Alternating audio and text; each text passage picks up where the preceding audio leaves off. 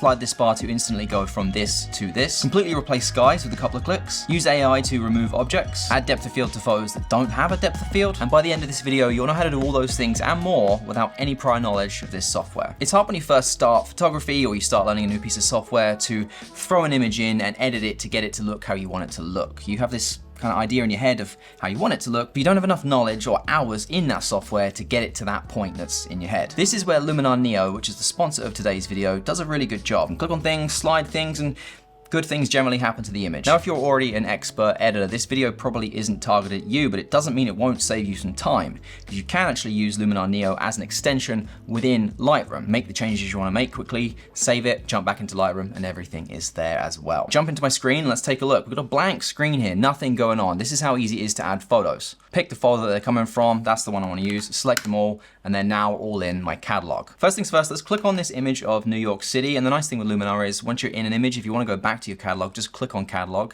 and it takes you back there. Double click on the image again to get back into the image that you were editing. Up the top here you have presets, but edit is where we're going to go right now. I'll show you presets in a bit. On the right hand side here you've got a bar that has a bunch of things that you can click on, and when you click on each one of those it gives you more options that have sliders. The sliders are the key to the quick edits with this. So the first one I want to show you is the Enhance AI tool. If we click on that, we've got two sliders there. If I slide this accent, it immediately makes the image better. There's your before, there's your after. Now what's actually happening when you slide that slider? You can click on the little eye there and it'll tell you what it's actually doing. Long story short, what the Enhance AI is doing is taking all of the things that you would normally have to edit yourself. Shadows, highlights, contrast, saturation, exposure, and it's just figuring it out and doing it all for you. For a quick, easy edit, that's a nice start. Now the other one that you have in the Enhance AI is the Sky Enhancer. So the sky here is not bad, but if we slide this slider, watch what happens.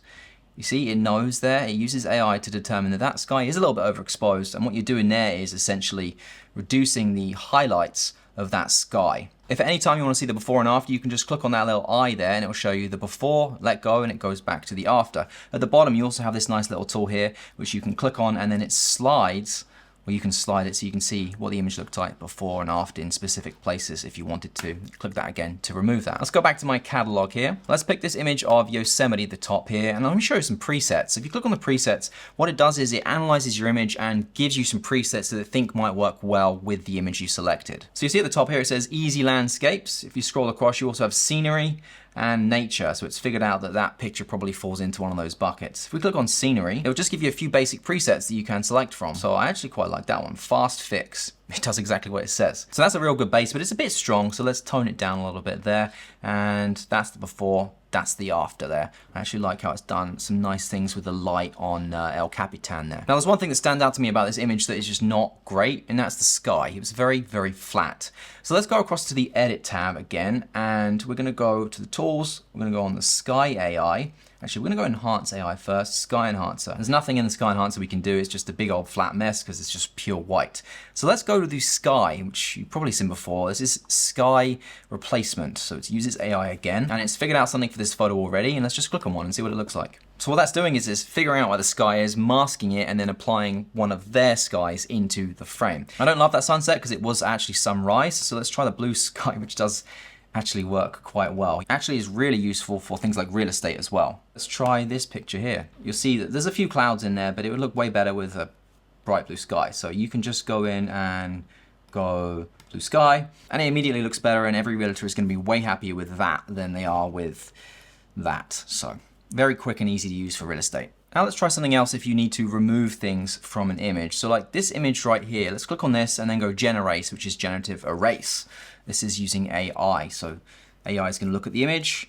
We're going to try and remove this boat. Literally just paint on, so it masks it, hit erase, let the AI work its magic. Now the boat was the actual subject of this frame, so I probably wouldn't have actually done that, but it's a good example for it because water has a lot of texture and shadows and light changes in there. So we'll see what it does. I did it. Did it add in that little wave there? It did. It even added in a little wave, which matches nicely with these. So there you go. That's how quickly you can remove something from a frame using generative erase. So let's click on this picture of this woman in New York City. So now let's click on GenErase and we will paint her over the top and let the AI do its thing.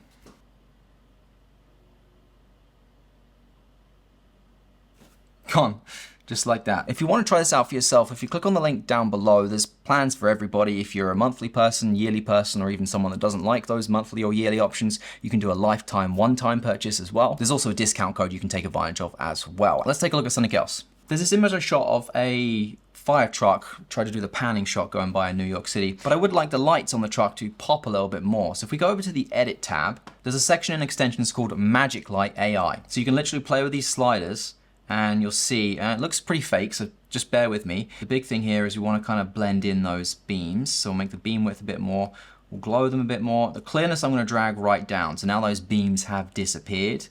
Let's add in number, I like beams a little bit lower, and then the brightness, kind of tone it down a little bit. You can also change the rotation if you did have the beams a bit more visible on there as well. So that just kind of gives a little bit of natural halation to the light. It almost makes it look like you're using a pro mist filter. That's the before, that is the after. It is a bit much, let's tone it down a bit. Let's maybe go with something like that.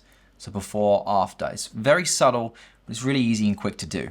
Now this image I shot of Sydney with the new pneumatic bag at Dumbo here, I want to use it for something, but I want the background to be a little bit more blurred. But I shot it at f4 and I wasn't as close to him as I probably should have been. So what we can do is go down to where it says Portrait Bokeh A.I here, click on that and literally just drag the slider and watch the background pretty much melt away there. So it can really mimic depth of field using AI. Let's see what it does with the Enhance AI here as well. Just crank that a little bit. And that is much better. Sky Enhancer, bring that down. It can do a lot very quickly. If any time you want to remove these features as well, you can click on Edits and you can click on Undo and then Delete, and it just removes those edits from the image. So you can see just by that how quick and how easy it is to do some of those things and just take an image from how you shot it to pretty good looking just by tapping a couple of buttons and sliding a few sliders. If you do want to try Luminar Neo out, click on the link down below. That will get you a discount code. There are plans, as I said, to suit everybody. There's monthly, yearly, and the lifetime access if you don't like either of those options as well. Thank you, Luminar Neo, for sponsoring this video. I'll see you in the next one. Take care.